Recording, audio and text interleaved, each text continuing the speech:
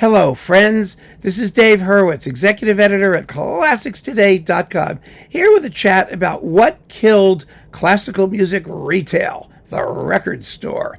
Yes, it was a terrible, horrible thing that happened to us all. And here's Finster.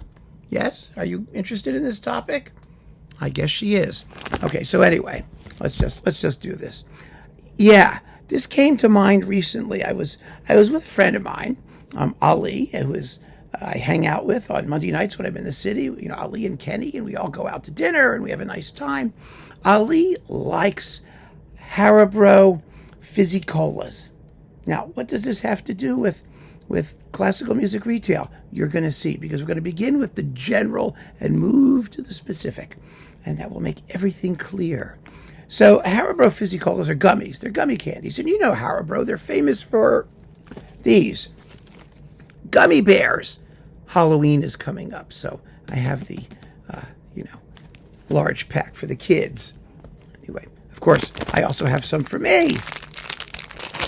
These are quite tasty. This is wild berry, and these are my favorite. Ginger lemon. Oh, these are really good. These are really yummy. All right, so that's just 3. And he likes fizzy cola. And we usually are able to find fizzy cola gummies at the bodega across the street from the Thai restaurant where we usually have dinner on Monday nights. But they haven't had fizzy colas for weeks. And poor old Ali was going absolutely crazy looking for his fizzy colas. And so he started stopping, because he has the car, at other bodegas.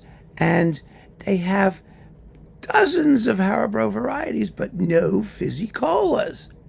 It's driving us crazy. Finally, this week we found fizzy colas, and all was right with the world. But here's the point. It used to be that Haribo made gummy bears. That's what they were known for. That's what they did. Now there are 5,000 varieties of Haribo products. Zillions of them everywhere. And I mean, you could have a store just for that. In fact, they do have stores just for that in Munich. I've been there, so believe me. I know that they do. But nobody can carry all of it. There's just too much.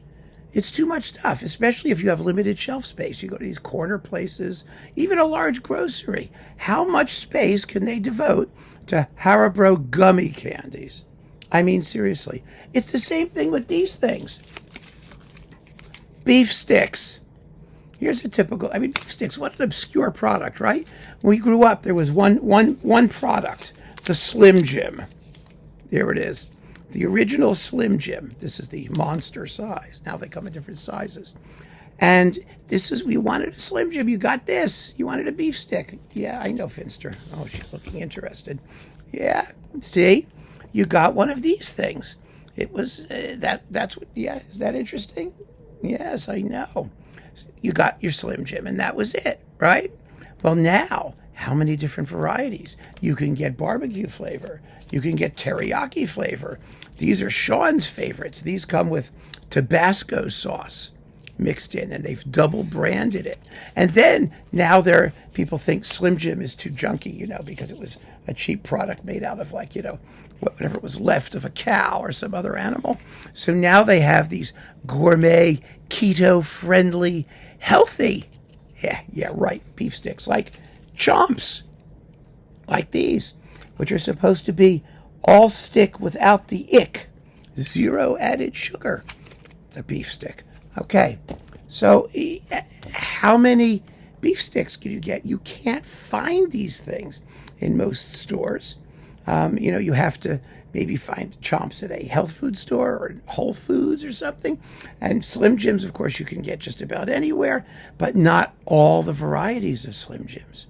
What if you just like one variety, and that's the one you want to get, and you can't find it anywhere? It makes you crazy because no one can stock everything. You just couldn't. So let us take what we've learned, because this is now true of extrapolate this to the world at large. Have you noticed how everything has metastasized? There are 10 billion varieties of everything, where there used to be just 1 or 2.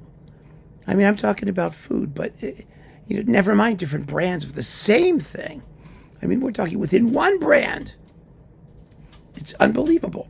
So look at what happened in the classical record industry. You had this unbelievable proliferation of product. And you had stores that made their reputation, Tower, HMV, Virgin, these places, because they were huge and they purported to carry everything. The full catalog. They had it all.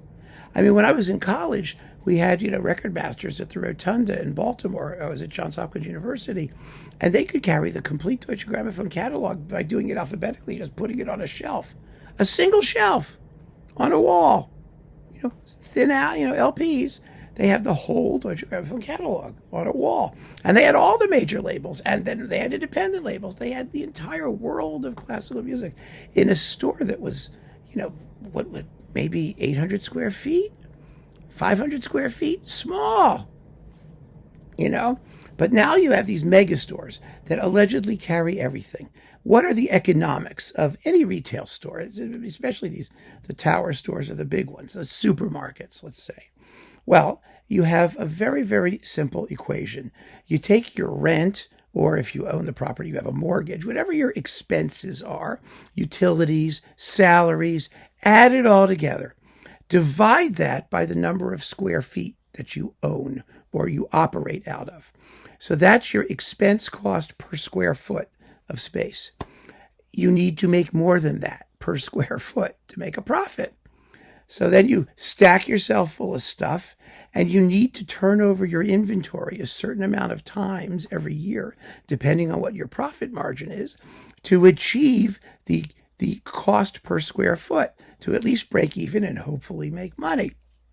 Well, very, very quickly, it became clear that however large these stores were, they could never make enough money by turning over their stock every year to justify the expense, to recover their expenses. Because in classical music particularly, how many times are you going to turn over your entire inventory? That means sell out everything and restock all of it, and then sell it all out again and then restock all of it, especially when you're selling the same thing, 400 versions of Beethoven's Fifth. And the purchasers are very particular, very picky. They want this one, not that one, not this one. It's the same thing. You want Fizzy-Cola gummies. You don't want, they also have Happy Gummies, which are cola, Happy Cola gummies, which are cola flavored, but they're not fizzy. So you don't want the one that's not fizzy. And so how much space can a bodega allocate to nothing but Haribo gummies? Never mind all the other gummies. They have health gummies. They have gummies. There's like Lifesavers makes gummies now. Everybody's making gummies. I mean, High Chew gummies, all the Japanese gummies. It's endless. So what is a record store going to do? How many copies of the same thing can they carry? How many times can they be expected to sell them? It is true that smaller stores did a little bit better for a little bit longer because they had staff, knowledgeable staff that sold things. I'm leaving out the human factor. You can actually sell your product and make it move a little faster so that you have better turnover.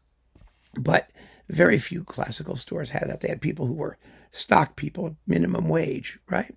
Anyway, so it was impossible for these stores. And I'm not talking just classical. It's true of pop music and all the other genres too. There was too much stuff. For classical, the bell of doom rang, I think, in the Mozart year, which was 1992? Right? He died in 1792, 1791, whatever it was. That year, because all the Mozart stuff coming in. I remember I was working at HMV at the time, seeing the Mozart section just expanding and growing and growing and growing and growing. I mean, taking up an entire aisle all by itself. So, and the classical section was huge up on 72nd Street and Broadway in Manhattan. It was enormous. But how much space could there be just for Mozart? Then you have all the other composers and all the other versions of all the other pieces. It's not surprising that online retailers became so successful. Why? Because they could stock everything. Did they really? No, they didn't. Of course, originally Amazon had a warehouse where they stocked everything, but now there's a third-party fulfillment. You can list everything. How it gets to you is the key. The key is arranging a distribution system where you can find whatever it is that you're listing and get it to someone efficiently, but you don't have to carry actual inventory. Record stores operated on a tiny profit margin. Classical record stores, I don't know if you remember this, the average price of a classical CD, full price at one point, was between $12.99 and $15.99, somewhere in there. 12 to 15 bucks or 13 to 16 bucks. The cost to the store was between $10 and $12. So that meant for every single sale, they were making $2, $3. That's impossible in a major metropolitan area with huge, crazy high rents for vast quantities of store space. Do you know how much they had to sell to break even? It was impossible in the classical music world, just impossible. And so classical music moved to the internet, to Amazon, to places like that. And now even Amazon is having trouble with things, sourcing things, because they have to get their product from the labels. The labels aren't keeping stuff in stock. They don't even want to keep inventory. They can't even afford to manufacture it. I mean, that's what's happened economically. And it's, we live in our little classical music bubble world. And in that bubble universe, we treat classical music as though it's something totally apart and separate, but it isn't. It has its own, special economic quirks, but every sector of the economy does. I mean, beef sticks have their own special economic quirks. They all do. They're unique to the product, but the general economic concept is the same. And it's happened in all industries across everything. There is just too much stuff, too many different kinds of the same thing. I mean, smart food, cheese popcorn. Don't we love that? Well, it was just white cheddar cheese popcorn. That's all it was. There was no other product called smart food. Well, now go out and take a look. You've got the butter kind, you've got the movie type, you've got the hot flavored, because Frito-Lay bought it. So they Frito-Layified it. I think Frito-Lay bought it, but whatever company it was. They just took all the same coatings and toppings they put on all their other chips and threw them on popcorn and made 750 different kinds of smart food popcorn. Well, what if you only want the one specific type? Then you've got to find a store that has the shelf space and stocks it. And that's very, very difficult now. Nobody carries everything. There are no physical stores in the universe that carry everything. You can even go into the Skittles Emporium or whatever the heck it is in Manhattan, and you won't even find every variety of Skittles because one is more popular than the other. One of them sells out. They don't reorder it. They're not paying attention to their inventory. It's frustrating. It's so incredibly frustrating. And so it's not a surprise that the classical music business went to the internet, where no one has to stock anything as physical product, or they only have to arrange to ship it from someone who has it somewhere in the universe so they can find it. And the appearance, of course, is that they have all this stuff. In reality, they don't have anything. They're just a third party. They're a middleman, between you and the actual source of the product. But that's what's happened. And it's happening everywhere. It's happening with everything. There is just an excess of the same kinds of things. So much so that it's become impossible to actually shop efficiently and accurately. I mean, I order online from supermarkets now quite often because I can check online to see who has what, rather than getting in your car and driving to a supermarket or taking a subway or whatever you do and trying to find the one thing that you want without knowing whether or not they actually have it. There was a time years ago, you oldsters can confirm, when we knew what was available, what products were available, and everyone had them. So you knew if you went to your supermarket, chances were, unless it was sold out, you could get that product. Or you went to a department store, you could get that pair of jeans, you could get that pair of shoes. We all were operating from the same knowledge base, and the number of producers was smaller, and the quantity, the lines of products that they produced were manageable. All of that's gone out the window. I have no idea where this is going. I think it's completely insane. And the classical record business was simply another casualty of that process. But it's affecting all kinds of businesses. You know, Barnes and Noble, these bookstores that carry classical records, they did it as a loss leader. They didn't do it because they expected to make money. They did it because they had lots of space they had to fill up. And so they carried a range of compact discs, but those departments never earned money. I know this for a fact. I know this because my brother was the manager of a large department store chain, which also carried classical music and books, and they were loss makers. They had them because they wanted to bring people in to the store because the store purported to carry everything. They had all kinds of stuff. And I know exactly what the profit margins were, and I know exactly what the economics were. And you know, we discussed it. We discussed it regularly. When my first books came out, he was very kind. He had his department store order, you know, quantities of my books, which weren't going to sell. And we knew that. You know, a book about classical music, how far is that going to go? But they had those products, and some departments made money and some didn't. But the trick in a large department store setting was to make money overall, to bring people in with what they called loss leaders, things that attracted people but that weren't going to be profitable, and sell them things that were profitable. But if you're a specialty retailer, if you're selling just food or you're selling just compact discs or music, well, you don't have that much opportunity to bring people in by other means. You have to sell what you have, and it has to be profitable. And that is a big, big problem nowadays. Unless you are really smart, unless you know how to manage your inventory, unless you see exactly what people buy and you can keep it in stock and you have the supply chain in place to get what you want when you need it so that you can sell it, you're really in trouble. And I think it's a retail issue generally, and one in which obviously the classical music record business and the record business more generally was singularly vulnerable to the problems of what was going on. And the irony is, of course, that the industry did it to itself. How could they do it to these retailers? Why couldn't they just say, listen, there's only room for X amount of product in a store. So if we do a new recording of this, we have to delete one of that. Or we have to not make some new things and sell what we have. We have to find a way to move the stuff through the retail chain. But they didn't. They just kept making more and more and more and more and dumping it into the stores. And I don't know what conversations they had with the people who handled the large chain stores, but there had to be a point at which they said, wait a minute, we just can't keep taking this stuff. Because the record stores, the record labels would make the product, send it to the stores would send it back.